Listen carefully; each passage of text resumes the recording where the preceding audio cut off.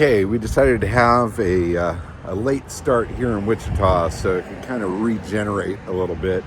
The past 5, 6 days or however long it's been, past week really, of travel has taken its toll on me. I'm pretty wore out, but it was nice to just sleep in, work on the last video and stuff this morning, and then also have a nice walk around town last night. But I'm waiting for John to get up. We're going to head out of here. It's roughly noon. Every time I see the Wienermobile, it makes me smile. So I wanted to start this video with that because that is super cool. In any case, follow us along today. Let's see where we're going to go. We're going to do kind of a short run, I think. Just maybe run 150 miles or so and then call it a night. But definitely having a blast on this trip. It is quite the adventure. And little Lucy there is making it happen. Oh, I wish I were an Oscar Mayer wiener. That is what I'd truly like to be. And if I were an Oscar Mayer wiener, everyone would be in love with me. One last little photo op stop in Wichita before we really get on the road. This was a very interesting installation of shipping containers stacked in a bit of a circle with each one of them wildly graffitiized. Super colorful, very interesting, and it was worth just stopping to check it all out. You can kind of pull inside the loop of it all and see the art. Love this stuff. Super, super creative and fun. So I've been keeping an eye on oil consumption with the Beetle here, and I've noticed it has been dropping a little bit. So I grabbed some oil, topped it off today, just to make sure that everything stays good. The car, according to the records, has roughly about 85,000 miles on it or so, and I don't think it's ever had an engine rebuild. So that's a lot of miles on an air-cooled motor, even if it's maintained really well. I mean, I'm going to go through the paperwork and stuff that I've got from Maggie and see what has been done to it. But it looks like she's been very religious with her services, and obviously the people before her kept good care of her and it as well. I'm not feeling any loss of power or anything, but it's really important to me that I make it home without an issue. So I really want to baby it the rest of the way, especially with the Rockies coming up. So John is leading, but I told him to hold back. I really don't want to push any faster than about 60 miles an hour or so. The car seems to be really happy there. That sort of thing is really important when you're traveling in an old car. You can't keep up with modern traffic and expect the car to last. You know, you need to be in tune with the car, you need to listen to it, you need to feel it and have a little sense as to when it's feeling tired or when it's raring to go. So, anyway, so far it's so good. It is running fantastic, very smooth, and plenty of power for 40 horses. And I'm not concerned about making it home. I think that's not going to be a problem. But I don't want to wear it out in the process, because this is a car I want to keep and enjoy for many, many years to come. This is where the landscape just gets the same for a long period of time. These are some interesting cloud formations out there. And the condition of the road is nice. Weather seems decent. So we're just going to roll on through it. But there might not be a whole lot of scenic stops because there's not a whole lot to see. I'm not sure what this town is. I must have blinked when we went past the sign, but it's got its Dollar General. It's got its gas stations and such. Some places for food and what all. A decent size. And you can buy your motorcycles. Old gas station that might be fun to restore and do something neat with. Pretty cool. It's actually a fairly sizable town. I wish I knew what it was. There you go. The churches are always the most interesting structures. That one's pretty awesome. Here we go. Some more old town, downtown kind of stuff. Neat. Thinking about the engine running back there and the oil going through it and the bearings and all of that sort of stuff.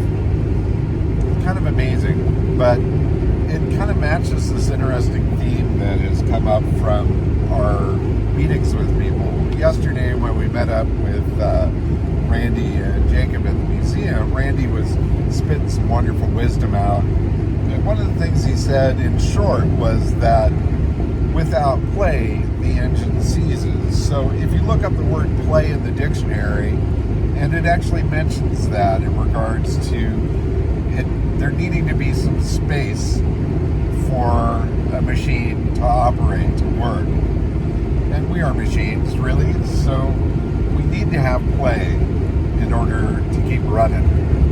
Obviously, too much play, and then maybe we come apart. You know, there is some level of restraint that I think is wise. You can't just go jumping off of cliffs without parachutes and things. I guess maybe you could, but again, that's one way to come apart. But play is absolutely essential for balance, right? To make the machine run. And I think about that in relation to the engine of the car as well as relation to life. I mean, you really bearing down in life and doing everything the way it is, all the pressures and all the things that constrain you, you gotta let it out. You gotta play. And this is a big play, this trip. It really is. And as much as I'm enjoying it, I'm looking forward to stopping moving at some point here and getting back to some quiet time. I think rest is also a very important part of keeping yourself in check, keeping happy. So in any case, blah, blah, blah. Miscellaneous ramblings of a guy out in the middle of nowhere driving an old Volkswagen. Take it for what you will. But go out and play.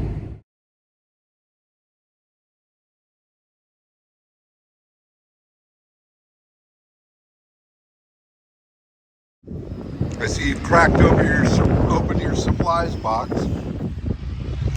For one of them, at least. I put the fire extinguishers. Ah, all right, got you. Yeah. So you didn't actually use anything that you brought; you just relocated it. All right, fine. Okay, we got a brake light out on John's car. Might just be this bulb. Yeah, it's not going on.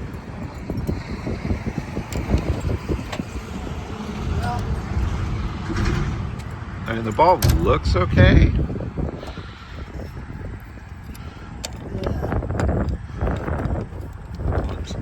Get in there. So we pulled into a local Walmart and grabbed a bulb for John's car, and I grabbed a couple things as well.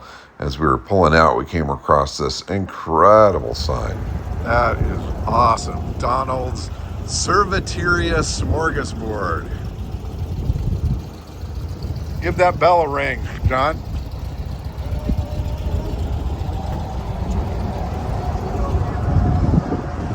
I'm gonna do it.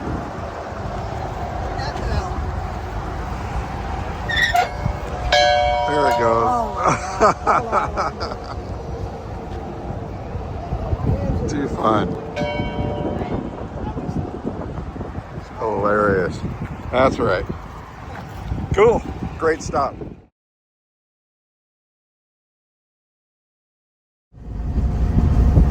Definitely digging this town. This is Pratt, Kansas. It's a great old buildings and great old houses. Big skies out here, that's for sure. I did see a sign back there about a town coming up called Liberal, Kansas. Sounds kind of fun. Maybe we'll check that out. The sky is amazing.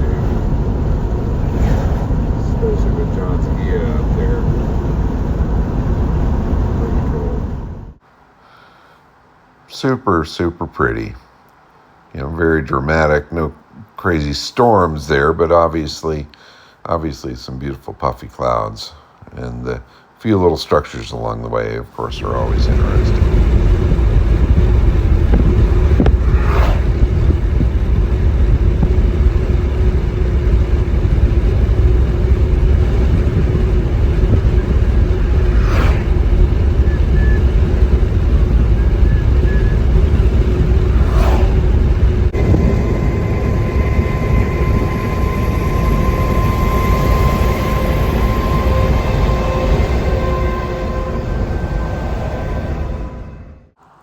Just humming right along this barren but beautiful landscape. Notice the odometer turned over 39,000 kilometers, so that's 139,000 kilometers on the car since new. Pulled into a cute little town to check out this antique store and stumbled into an amazing bit of history. Turns out that this whole town was completely wiped out by a tornado a number of years ago, and the only building remaining was this antique store. So look at the destruction here. Incredible.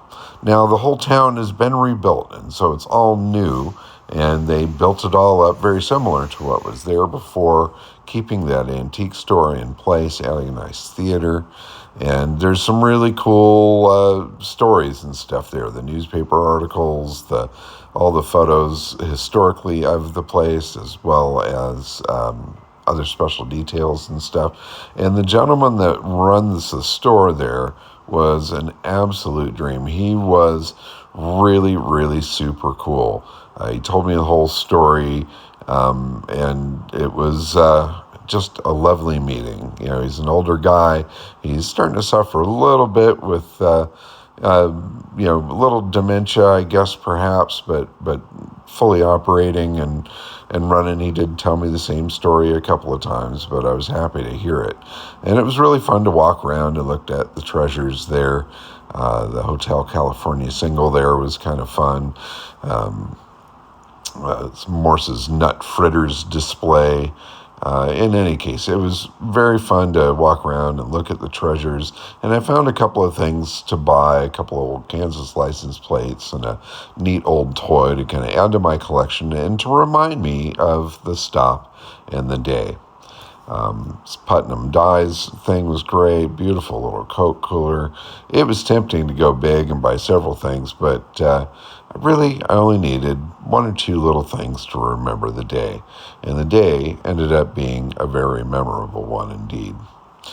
So in any case, this is Greensburg, Kansas is the town, and I highly recommend that you check out this fantastic little antique store and chat up the old boy that runs the thing. I really felt a kindred spirit with this guy. And you'll see here in a second, I got a photo of he and I together, as well as he behind the counter. And I could imagine myself, being him in 20, 30 years, perhaps. So where do you find that antiques? This guy's been a dealer and trader for so many years. He said he started collecting when he was 12, and he hasn't stopped yet. This was a mechanical bird in a cage that was a really cool little piece. So here he is writing me up for the couple little things that I bought. I got a cool pic of him here standing at the counter minding the store. All right, so got the name in there. Awesome. Well, thank you so much. That was really, really wonderful. And John snapped a photo of the two of us standing together. Then back to the cars to continue the run on to Dodge City. Okay, now we got some trouble.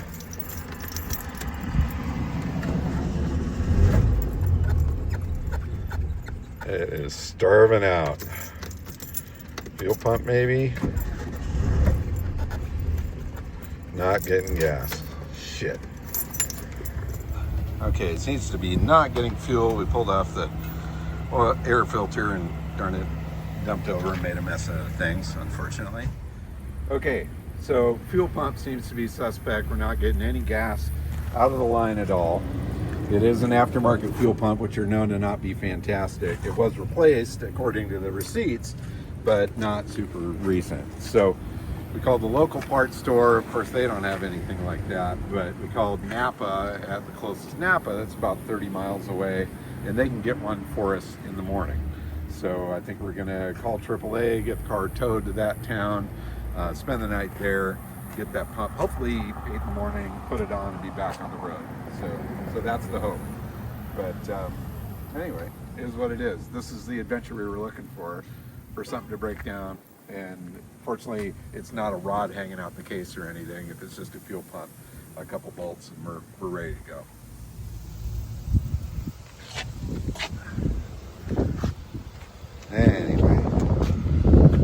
started.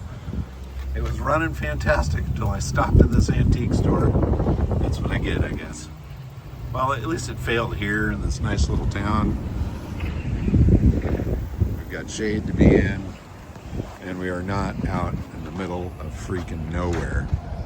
Well, just kind of nowhere. Anyway, joys of old cars.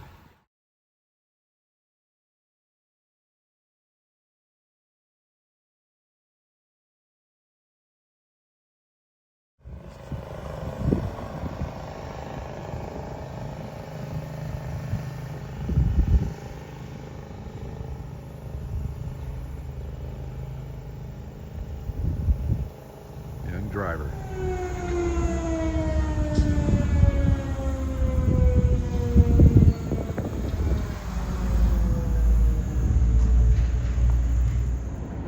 Well, lo and behold, here comes AAA. Awesome. All right, AAA to the rescue.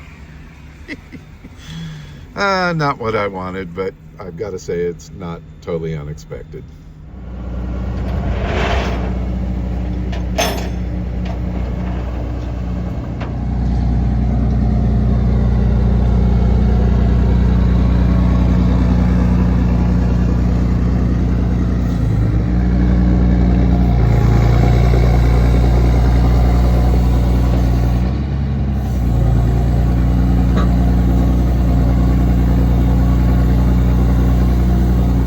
Oh, that's awesome. If you want it now, but we brought Well, I'll you take a water there. That's Get a awesome. photo of it. So these beautiful people brought us food and water to help us because we've been stuck. Find That, out who these beautiful people are. yeah, who are you? Avery and Peyton. And Peyton, And I'm Abby. but Abby. Matt is really the one you want to thank. So that was your son that was that's here my checking the, husband or, that stopped oh, your by. husband that Yes, stopped. that's my Oh, husband he that was stopped awesome. by. Very cool. You guys are amazing. Thank you so much. Enjoy. So her husband, Matt, drove by twice while we were sitting there and stopped to make sure that we were okay both times. And then for his wife and kids to show up bringing some homemade dinner for us, it was absolutely the sweetest thing ever, and it touched us deeply. And this is a part of the country where people definitely take care of each other. You think of the way that that community was completely decimated and how they all came together to rebuild it. These are people that take care of other people, and that was awesome. And the tow truck driver here, I gotta say, he was awesome as well. Thank you very much. The stories that old boy told were absolutely fantastic.